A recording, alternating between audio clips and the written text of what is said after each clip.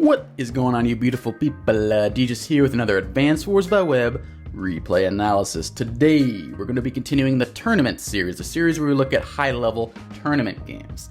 This game right here is actually taken from the A Mariner Cup 3 Round 4. For all of you that don't know, the A Mariner Cup is Advanced Wars by Web's premier standard tournament.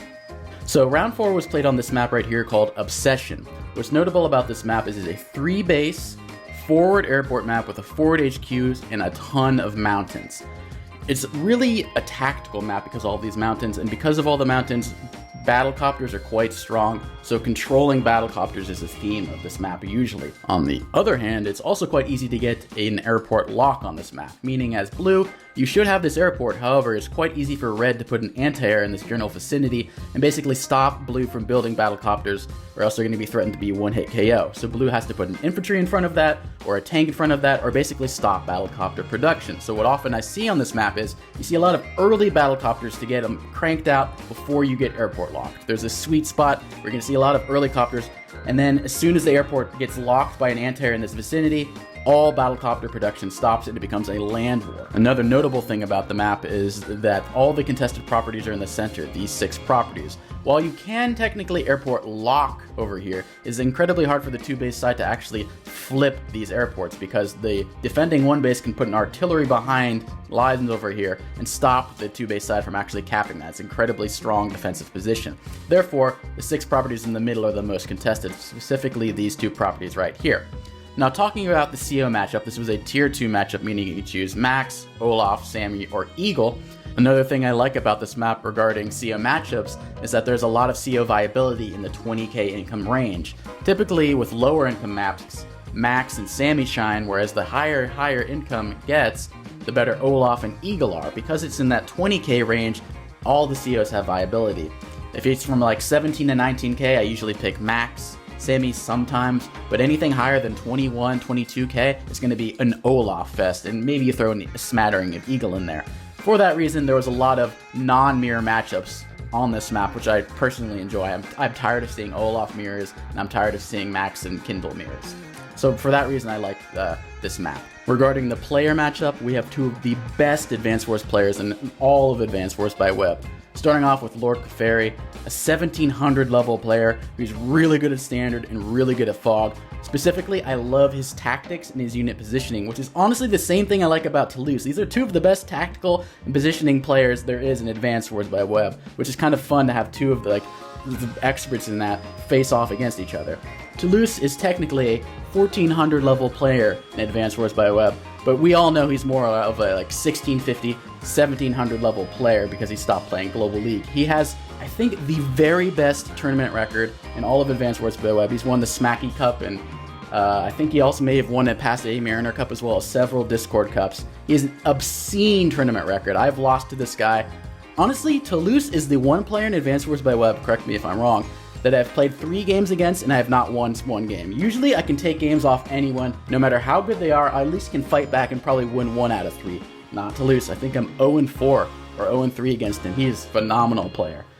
Anyway, I'm very excited to see this. So it's going to be a lot of positioning and tactics, where Olaf wants to be a defensive tactician right here. He wants to maintain equal income lead and fight for Winter Furies as Olaf.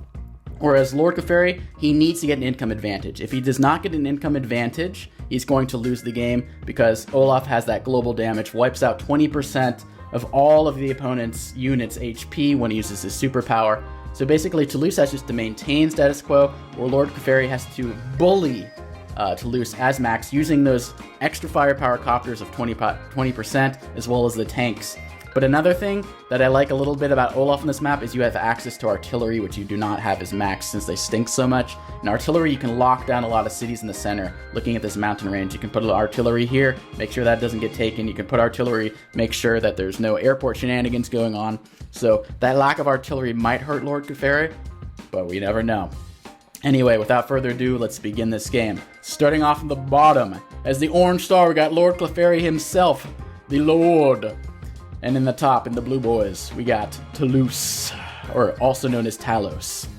So, pretty standard stuff so far, except we do see an opt for this, not opting for this easy income over here, and instead going towards the middle, which is kind of standard. You also will see a lot of players do a lot of base skipping to get this airport early because it's quite easy to get a tank and stop this airport capture. So you see a lot of foregoing. So I'm assuming the second infantry right here is going to go over here next turn, and then capture the airport in 3 turns. Otherwise, you might never get that airport. So expect to see a lot of skips to get the airport.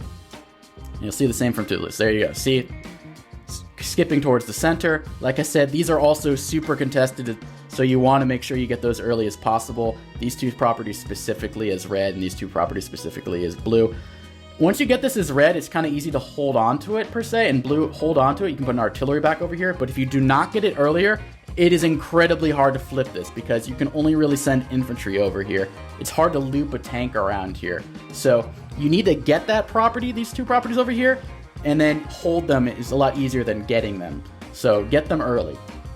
So same thing over here, see a few base or city skips in order to get the airport. No tanks out yet. We're gonna see our tank for this turn first. We'll see on the strong side or weak side. I'm assuming the strong side from this base particularly. Oh, not building a tank. He could have built a tank here. He's actually opting to do an economic boom, which I wouldn't expect actually as Max, but Lord Clefairy is a much better player than me. I will not question his decisions. So, Toulouse will actually be the first person to build a tank. He'll have the first tank and the third tank. Typically you have the first tank, then player 2 gets the second and third, and then the player 1 gets the 4th tank. So it's kind of that A, B, B, A tank order to even things out. Because if it was A, B, then the player A has an advantage. So, but Lord Clefairy is giving up that tank advantage, and he's giving Toulouse the first tank and the third tank. Very interesting decision. So now let's see what Lord Clefairy does. He's definitely building a tank this turn. Will he match it on his weak side to fight the strong side over here, or will he build one on his strong side himself? See, if he built a tank last turn, he could go 1, 2, 3, 4, 5, 6, and he could actually attack this over here. So I'm a little confused why he didn't just build a tank from this. What? I'm really confused why. He probably could have maybe even tried to deny that. Very interesting decision. I mean, Toulouse could have built a tank himself and smacked him back if he interrupts. But as Max, I wouldn't be that scared of it. So that's very interesting. I'm actually kind of surprised why I didn't go full max Baboonian tanks over here. Will it pay off? We'll see. Seeing a lot of going for this early property. Smart move by Toulouse.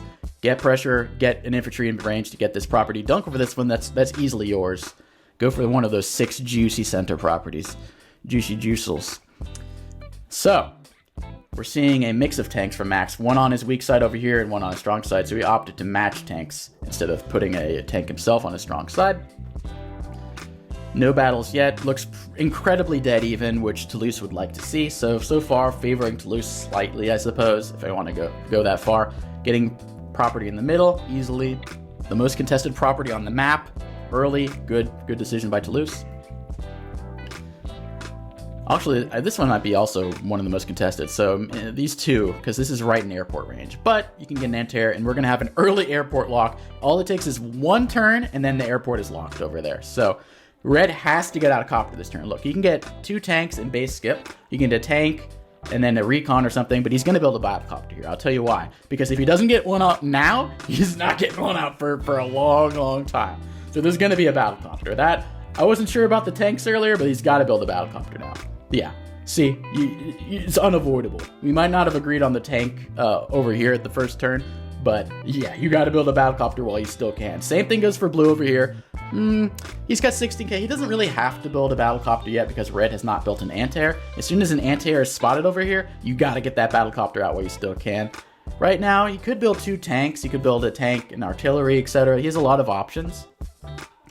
He's getting in position to capture this property over here. Like I said, you need to get that property. It's easy to hold, hard to flip.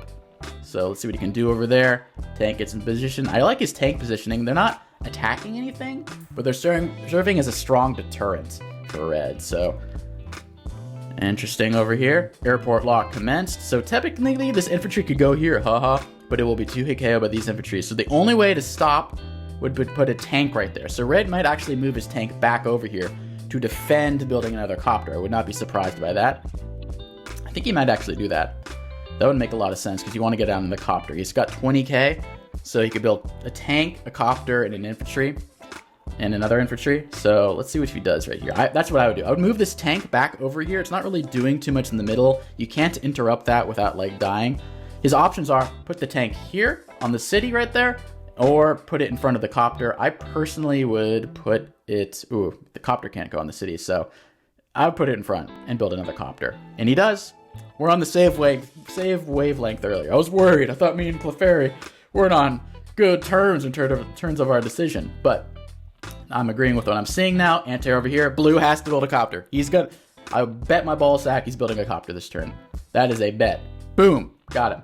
So, the sweet spot has ended. This is probably going to be the last copter for a while. Oh, he actually could get one next turn, but once that tank gets dislodged, there's no more copters coming.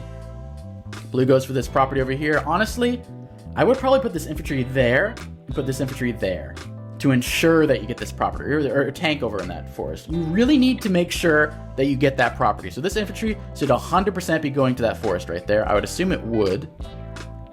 Interesting. So this tank is probably going to go... Okay, the tank is shifting over here. Oh, yeah, so this is going to be the last copter. This is going to be the last copter you see over here for red for a long, long time, because that's going to be two-shot by units over here. So, yep, he blocks with a tank. Interestingly enough...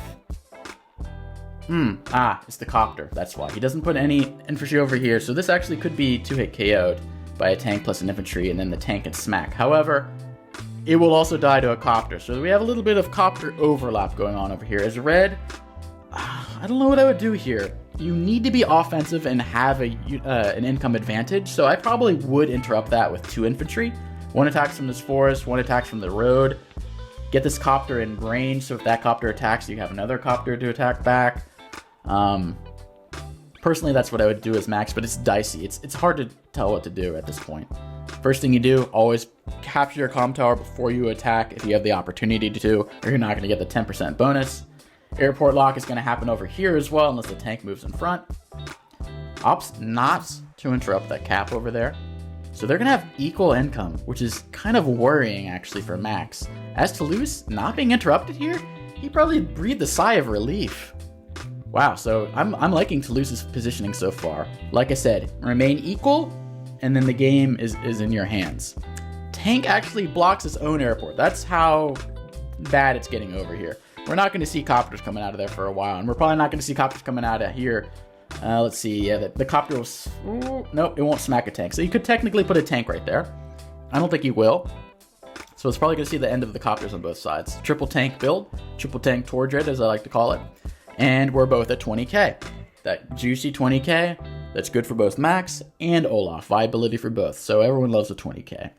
Me and my friends love 20k. Oh, he does block, so he's going to build another copter. Okay, so this is going to be the last copter. Both sides get 2 copters, and then we're done, basically.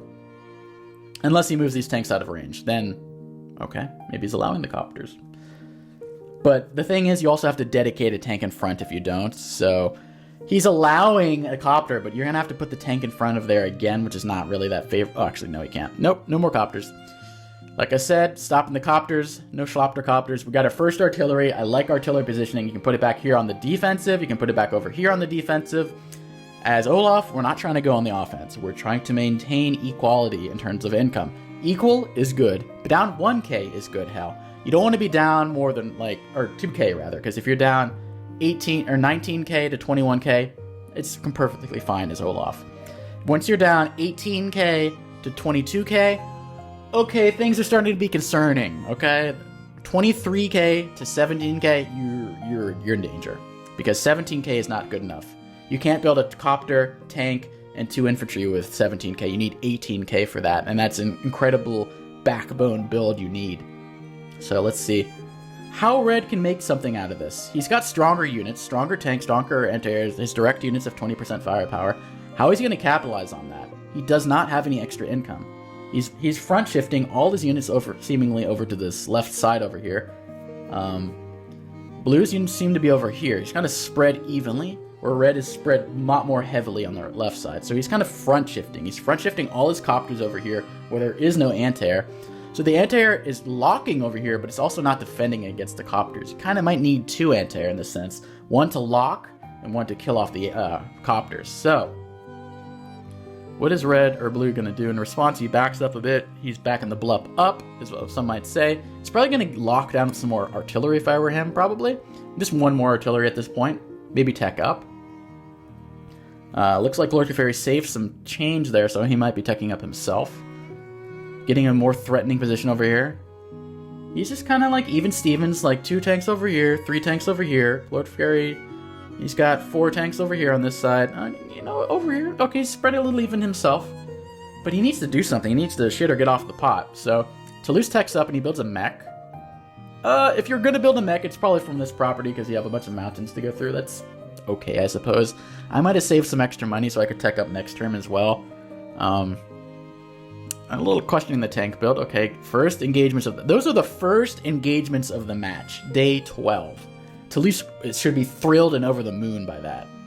That is really good. You want to be having as little engagements as possible with equal income. Things are going well for Toulouse. I'm liking his start by him. Lord Teferi, it's not a bad start, but you have to really excel as Max. You can't play average and win as Max. You have to play better than your opponent, basically. You have offensive, planning is more difficult than defensive, I often find. Making a defensive wall with artillery is a lot easier than finding wall breaks and then holding a position after a wall break. A lot of people would have wall breaks, but they don't know how to hold their position afterward. What these two players are really good at is they decimate an area, and then they make it hard to attack into it after. A lot of people bust through. I had a really strong attack. I busted through. But then the counterattack destroys all of the progress you made. But if you're able to bust through and also have a defensive position afterward, you are golden. You're better than 99.9% of Advanced Wars players. That's some 1600 level stuff. I myself struggle with that sort of stuff. Not only offensively destroying them, but you're being defensive on the offensive. Think of it that way. How can people do this? It is incredibly difficult. But if there's players that can do it, it's these two right here. And I have fallen to Toulouse when he has done that to me, and it sucks. Imagine losing a bunch of units and there's nothing you can do about it. There's nothing you can do. You can't fight into it. You have to retreat with your tail between your legs. It is a terrible feeling. But it's an art. Offensive, defensive, wall breaking. I don't even know how to categorize it, but it is a marvel. But so far, so equal. So what is red going to do here? Oh, we can have his first capture over here. This is going to be pretty hard for blue to break through. Blue had to concede some ground over here. Like I said, giving up one property isn't the end of the world. Yeah, we're definitely getting a cap. You cannot break through that. Interesting copter positioning over here. I'm not sure how I feel about that. As blue, you can attack that copter, and then an anti-air that attacks can get spanked by that artillery. That is a ballsy capture right there. But you can either put your artillery right behind on this forest right there and deny it, or you can keep it over here and deny these two. Technically, you probably want one more artillery, one to lock down each of these. You're never going to get that as red, so it's not really a threat. It's basically these two right here that you want to hold on to. And we have a Neo tank. And also, I noticed Toulouse did not get his own Neo tank yet. So when you face a tech up, you have a few options. You can copter spam. You can tech up yourself to a medium or a Neo tank, or you can artillery spam, or a bomber, but that's niche situation. So it seems so far he's going to opt for the... Well, actually, I don't know yet. He has 26k. He can build a Neo this turn. See what he opts to do. It's a lot of free tank hits. So the opportunity cost of getting this property, it's 100% his. He's going to get 3 tank strikes here, which is an ouchie. Boom, boom, boom. Pretty decent, actually. I mean, usually you're going to have an 8-4, 8-4, but it's Max, so he's stronger, and he also got a few low rolls for some reason.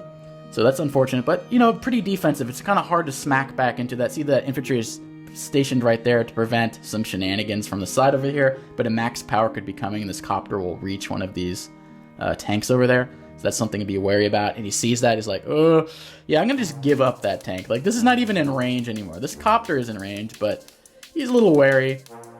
Because the max power is his first power spike. When Max gets his first power, that's the power spike for the Max side.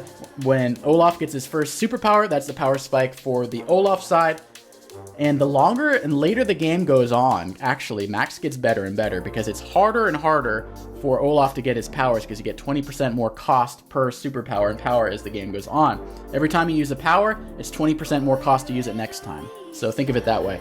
Less and less powers, Max gets better because his day-to-day ability is better. He has better tanks, he has better copters, better direct units. Olaf has nothing.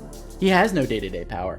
So assuming the game is going on in all equality, both sides are completely dead even, the longer it goes on, you might think Olaf gets better, which is not true. Actually, Max, if he can survive 2-3 Winter Furies, he is golden. If you survive 3 Winter Furies as Max, typically you're going to win the game because your day-to-day is so much better, and Olaf is going to have a really difficult time getting another Winter Fury. Anyway, first swap over here, 21 to 19k. Ooh, love that one-hit KO. Boom. Is he going to try to capture this property? That's a one-shot right there, I think. Boomba. Boom. Breaking through. Probably going to combine one of these 5 into the 6 to get that cap. Infantry walls. There you go. Probably going to use an anti-air to kill off that. Pretty decent trade so far. Oh, he's using a copter instead, which is actually very smart. I didn't even think about that. That's because you can't get hit by the artillery. Honestly, that artillery should have been over here. How's he going to stop that cap? It's at 4. An infantry interrupt is not going to be enough. He's going to have to like move the 7 back, attack with a 3, attack with a 2, then attack with an infantry, and then you probably get it down to like 4 or 3, or else you're going to have to attack with a tank. And any tank that attacks into that infantry is 100% going to die next turn. So you're going to lose a tank to stop that cap, minimum. So you either stop the cap and lose a tank, or you lose the cap. So, and back to the copters over here. The anti-air shifted over here. It was a little wimpy over here. It's like, oh, don't hurt me. Copters are back, baby. I'm starting to like Lord Clefairy's positioning better now. But can Toulouse actually get a superpower before Lord Clefairy gets his max power? Ooh, that would be a huge swindle. Okay. He sacks into there, as you should. He didn't sack the 3 over here, though. Oh, yeah, but he... I don't know. I would have moved that back, sack the 3, then sack the 2. Whatever. Interesting decision. Okay. 2-hit KO. Infantry attacks over there. There you go. Okay, that works too. Boomba. So far, so decent. So he's not allowing that property. He's really defensive, as he should be. Max is... forget CO power. He's looking at superpower right now. This is going to be scary. Everything is so different. Look at this anti-air. It moved 2 spaces over here. That's because 1, 2, 3, 4, 5, 6, 7. Like, it moves to that forest, it gets one shot by a tank on a superpower. That's scary. And if you try to block with something, the copter's going to one-shot any of these units blocking. So, the max power is pretty real on this map. Like I said, 20k. Max can be pretty scary. People always auto-pick Olaf on a lot of maps. Max can be scary, especially in standard play. Max is better than in Fog, because you have all the information. You know where to use your tactics and your superior firepower, whereas in Fog, you're a little blind. You don't know where to use all your day-to-day power advantage, so it's a little more difficult. So, is he going to use his power here? Sacks a copter. Oh yeah, he's definitely using a superpower. Max Blast. Alright, what's dying? Oh, bye-bye artillery. Bye-bye artillery, Boomba. Okay, okay. And this a lot of kills this turn, I'm assuming. That's a one-shot. That's a one-shot. Oh no, he's attacking the HQ. Okay. Is he gonna HQ cap? I mean, he's not gonna get it, obviously, because the Winter Fury is coming. Dead tank. Oh, that is beautiful. There's a mountain here. I don't know if you guys can see, but there's mountains here. So that anti-air cannot reach that without killing these both tanks, and he can't because there's a mountain here as well, and there's no copters. Blue is copterless, which is a pretty big deal. Red has 2 copters, 3 technically, 1 is a blocker, but he has air superiority, which is incredibly important as Max. This is a really good turn. Wow, okay. I'm liking what I'm seeing by Red. Neotank comes in, there's no way you can stop, nothing can attack into that. The artillery is gone, there's no threat to the Neotank. Blue never built a Neotank of his own. I don't know if you guys realize that, but he had 26k here. He opted to 2 tanks and artillery, and he could have base kept your Neotank and still didn't build one. Okay. Anyway, let's get back to where we were. Interesting choice by Blue. He didn't do anything, like I said. You see a teched up unit, you tech up yourself, which he didn't. You spam artillery, which he didn't. You spam copters, which he didn't. Or a bomber, and he didn't. He didn't do any of those things. How does he deal with this Neotank? He has no way to deal with this Neotank.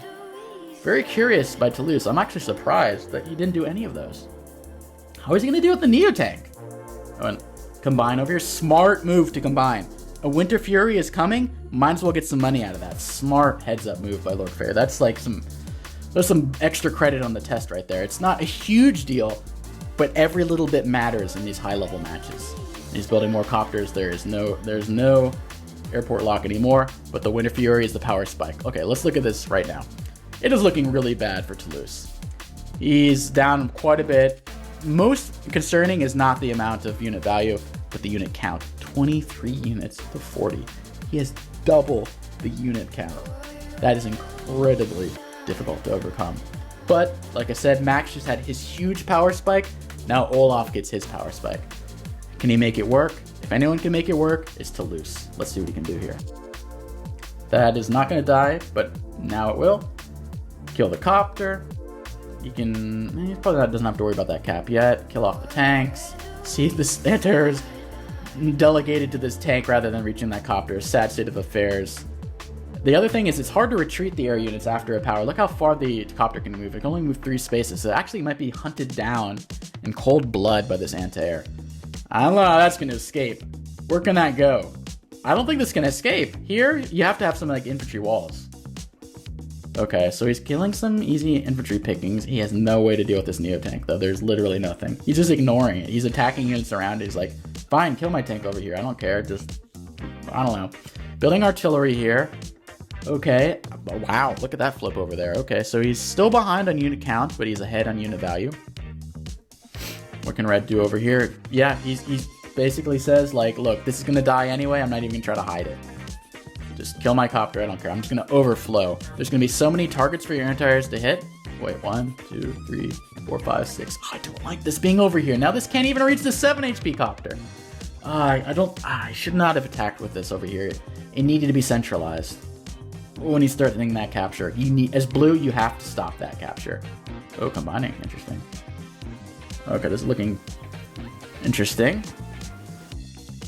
Blue has a little bit of a lingering power spike in the term that these infantry couldn't retreat, or units couldn't retreat. She's going to get a free copter kill. Blue finally gets his first copter in God knows how long. Like I said, there's an early amount of copters going on. Then it's famine or feast, basically. You have the feast at the beginning of copters, then the airport locked and they stop, and then they come back later. Copter gets a free hit over here. There's nothing to deal with this copter. Actually, no, there's this copter. I lied. And this copter's going to live. So, wait. He's not stopping this cap? I don't know about that. He's prioritizing attacking this tank. Was this a roll? Was he thinking he could tank here?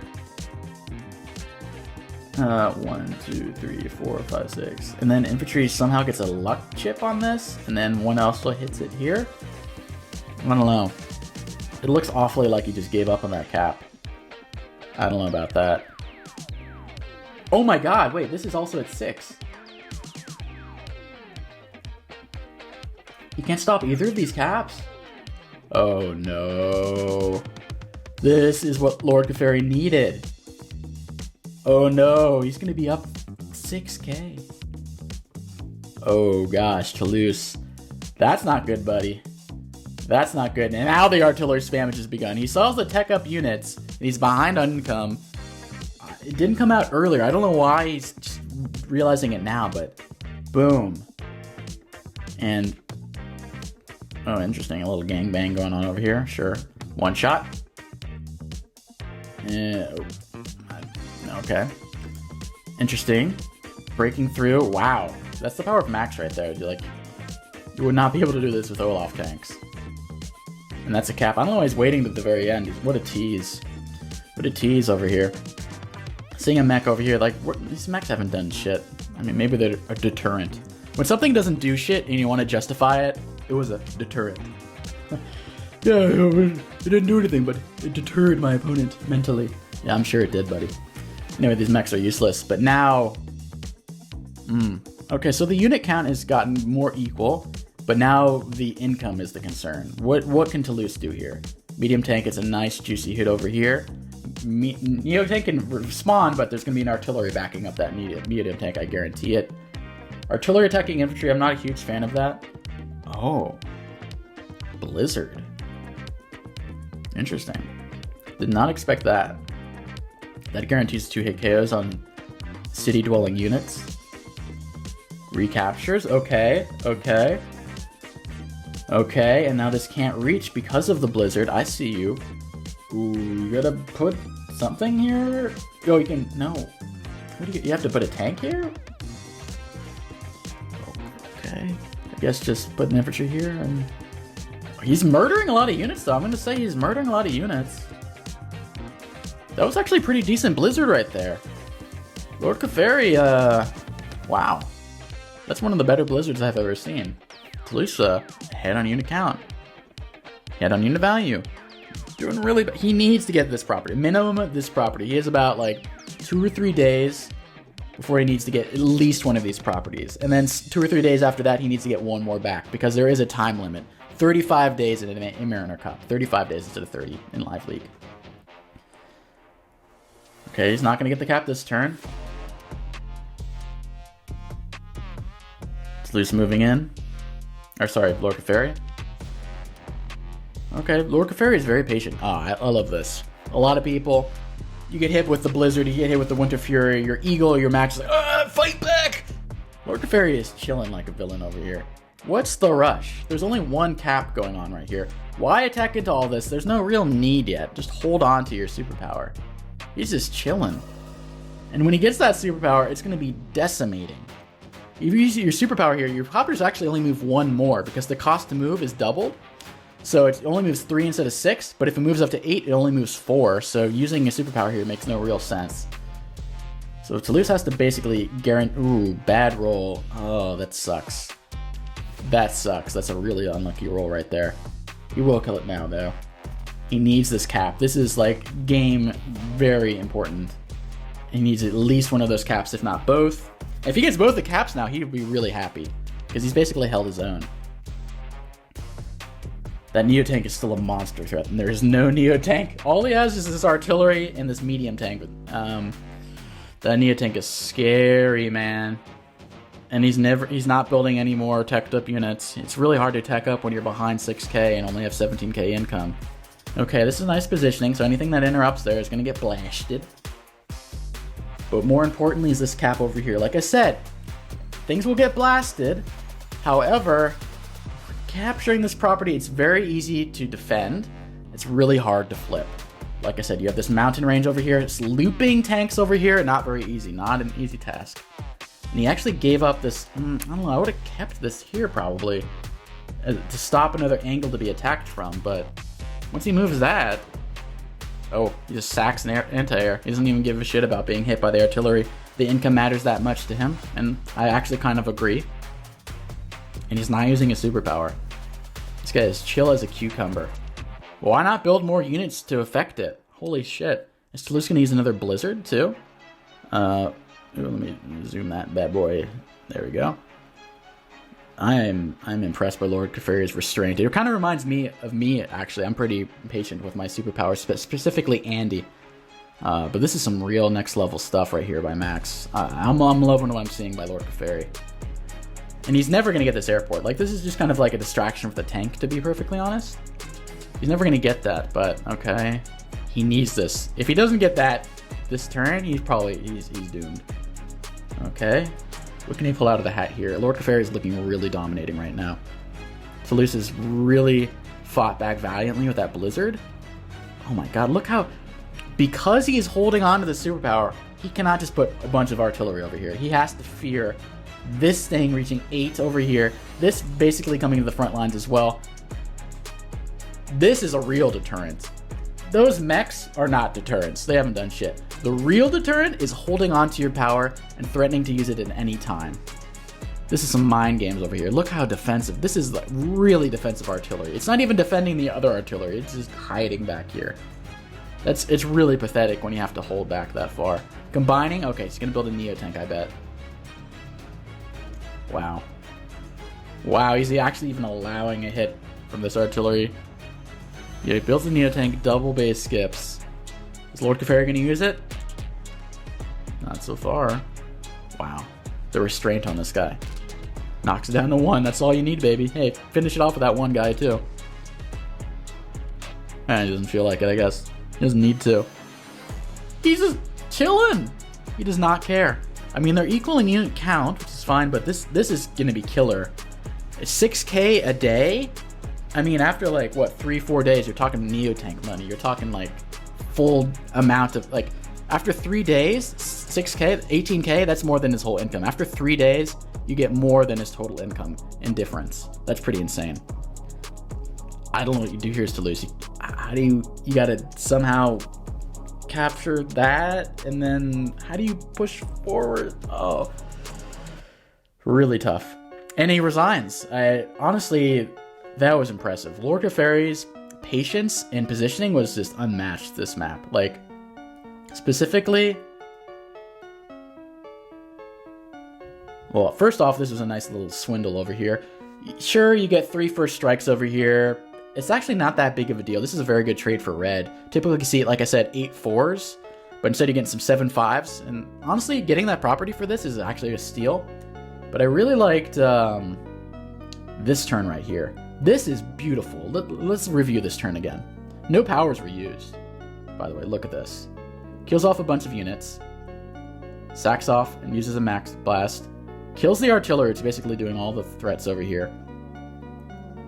Basically guarantees this property. And then he gets away with murder. He kills off the copter over here. And this copter cannot even do a damn... This anti-air can't even reach back over here because of these mountains over here. This copter is completely safe. These tanks are completely safe. The only hit he can really get is this medium tank attacking from this HQ, which is actually not even that gonna happen because he's gonna take control of the HQ tile with this infantry. So this medium tank's not even gonna get a good hit over here. This is useless. This is useless. The only kills you're going to get is these two. If he didn't have the Winter Fury this turn, the game would have been over because he would have captured this as well. I mean, he could get a hit over here, but he's going to combine. Like this turn, day 15, that was a beautiful like knockout blow. He could have gone for this property, but he doesn't really feel like the need. And like, what does he even do in return? What units does he even kill? Those 2 units over on the side, and some infantry. Cool. And he attacks the tank. Cool. That was what swung the match. And then Lord Teferi, he's chilling like a villain. That patience holding onto his power. Look how many turns he held onto it. He could have used the power on day 17. Waited. 18. Waited. 19. Waited. 20. Waited. What a G. Anyway, hope you guys learned a lot about those tactics. Like I said, this is one of the turns. Offensive, defensive. Offensive push. Look at the defense here. You can't do shit. You can kill these 2 units. That's it. But look at how much he murdered. Boom. Offensive, defensive. Day 15. Chef's kiss. Beautifully done by Lord Teferi. Toulouse played incredibly well himself, I would say. I don't like how he didn't tech up earlier, though. And get a Neotank, or at least some sort of thing to deal with this Neotank. Like artillery or something. He just didn't really address it. And the Neotank just kind of had a field day. My only complaint for Lord Teferi, I don't know why I didn't build a tank here early. I don't know. I guess he really, he could have built one. Right here. 1, 2, 3, 4, 5, 6. 1, 2, 3, 4, 5. I don't know. Could have been interesting. Maybe I don't know enough. But that's my only qualm, really. Lord Teferi played this like an expert, as he always does, so... Really impressed. Anyway, I hope you guys learned something. Hope you guys were thoroughly entertained. And I'll see you guys next time. Peace.